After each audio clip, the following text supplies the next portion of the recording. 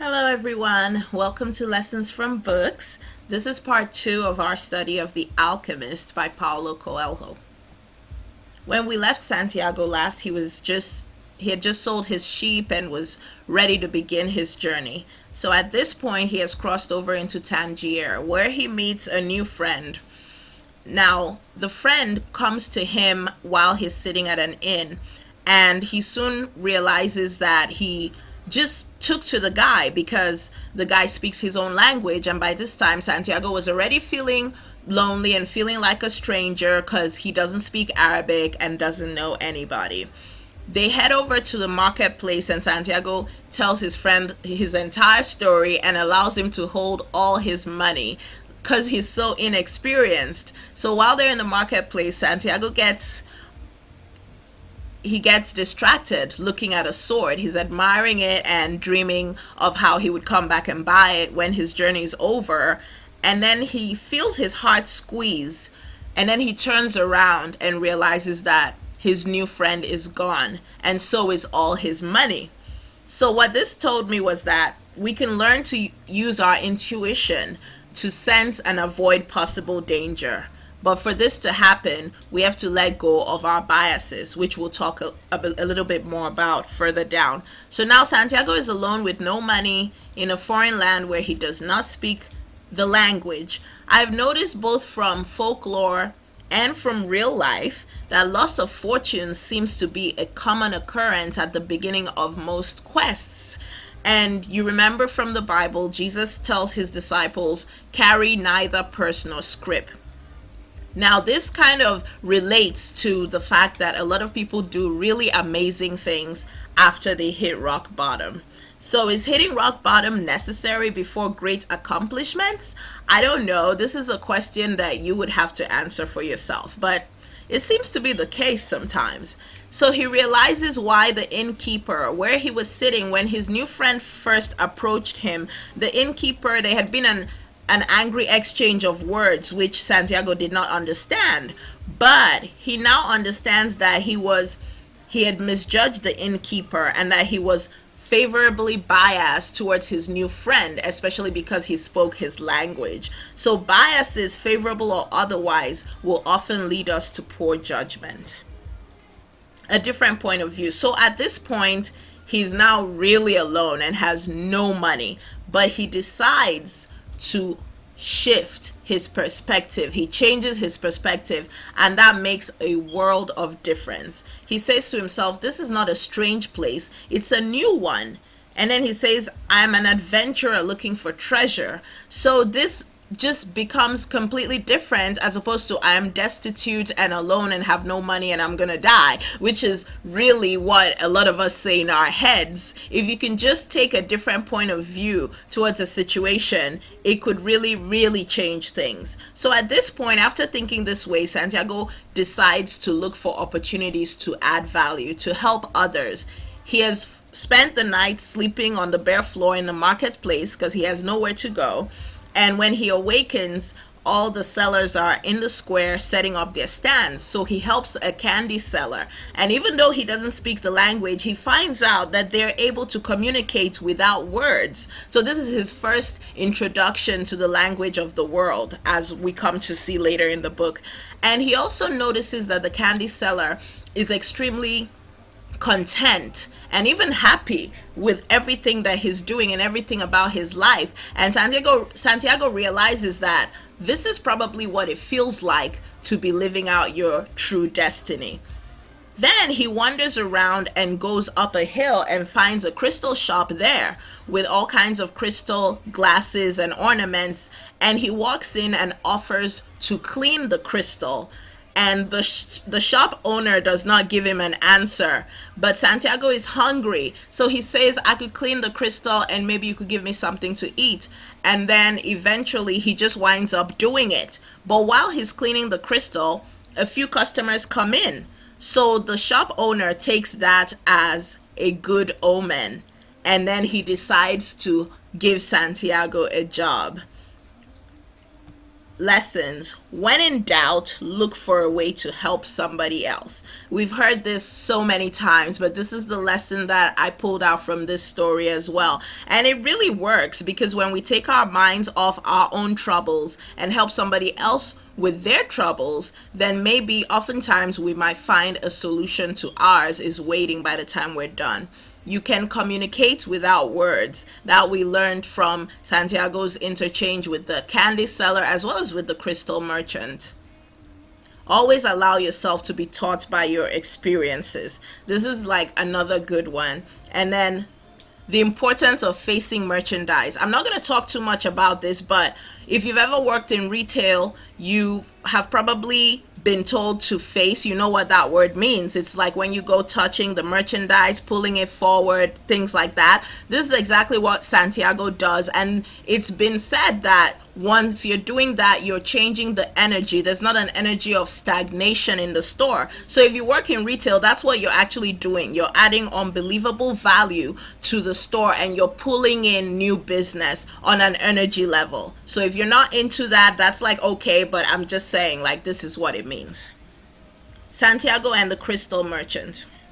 So Santiago realizes that he does not have enough money. It would take him forever. The crystal merchant tells him it would take you, even if you worked for me for a whole year, you would still have to borrow money to get to the pyramids. So he's sad, but then he goes, okay, then I'll just work for you and then I'll go back home and buy some more sheep. He works with great energy and enthusiasm, and he constantly brings up new ideas. He offers to build a shelf to display the crystal outside the store, outside right by the door, so as to attract customers. And of course, he has to battle with the crystal merchant for every new idea he comes up with. But it works, and business is coming in. And then he later comes up with the idea that when people walk up the hill, they're thirsty. So they begin to serve tea to the clients with crystal glasses. And this, of course, makes people buy even more. After only 9 months, Santiago does the math and realizes that he has enough money to buy double the number of sheep he had before. So that's amazing in just a short period of time. So what this taught me was that there will be small rewards for every attempt we make to go after our destiny. Hopelessness sets in when we try to make something that should be temporary into a permanent situation. I mean, this is self-explanatory. I think we've all done it. Even in relationships, when you know it's supposed to be temporary and you try to make it permanent, it only leads to misery. Here's a quote: "The language of enthusiasm, of things accomplished with love and purpose and as part of a search for something believed in and desired." I just loved that. Do everything with enthusiasm. The crystal merchant. Now, there's a lot to learn from this guy. He started his business because he wanted to be able to pay to go on a pilgrimage to Mecca. But then now he blames his business for his inability to go because he says he cannot leave his shop anymore. And he actually believes that he's better off not even going to Mecca because he would have nothing else to live for if he did that. Crazy, right? So in essence, he has created a prison and locked himself in it, and he's just a disgruntled employee in his own business. He's negative, he's resistant to every new idea Santiago brings up, and he says that initially he said that his shop being on top of the hill was why he didn't have customers, because nobody wanted to make the climb. But then when business increased, then he complained that the expansion of his business would force him to change his way of life. Do we all know people like this? Yes, we do. Lessons. A disadvantage can be turned into an advantage with the right attitude. People actually willingly made the climb up the hill to see this crystal shop because it was unique. It was a shop that served tea. It had, amazing things. But initially, nobody wanted to climb up the hill when there was nothing going on there. We can learn to become comfortable in discomfort. This is what the crystal merchant has done. He has just resigned himself to being the way that he was, at least before Santiago came. This is often accompanied by blaming other people and circumstances for our situations. Yes, a lot of people who have become comfortable in their discomfort are also blamers. You can do something new even in an old trade. Everything has not yet been done. We often meet people who tell us, oh, don't do that, someone else has done it. No, that is wrong. You can always do it better, or you could do it with a little twist that would make it new. Time to say goodbye. So eventually, Santiago finds out that he has enough money after about a year, or almost close to a year. He has done very well. The crystal merchants gave him a generous commission because he assumed they were not going to make much money, because he thought things were going to continue like they had always been.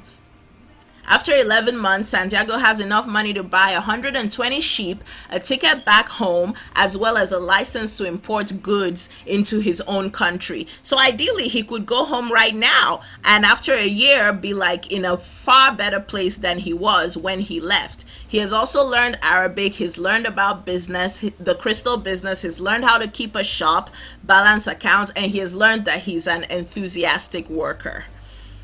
His decision to return home, however, it weighs heavily on him. So eventually he decides not to do that and decides to continue on his journey. He realizes that he could always go back to being a shepherd whenever he wanted to, but why give up the opportunity to go on and see what else he might learn trying to get to the pyramids? So lessons here. Your first major accomplishment gives you a huge boost of confidence. You feel like, well, if I've done this, then what else could I do? And also, making a decision is only the beginning. This is a direct quote from the book. It's described as throwing yourself into the current that carries you forward towards your destiny. That's what your decision does. So once you decide to do something, that's just the start. And there will be obstacles that try to stop you. But at least if you've decided that I'm not going back, then you could probably go a lot farther. Not probably, you will, than if you didn't decide at all.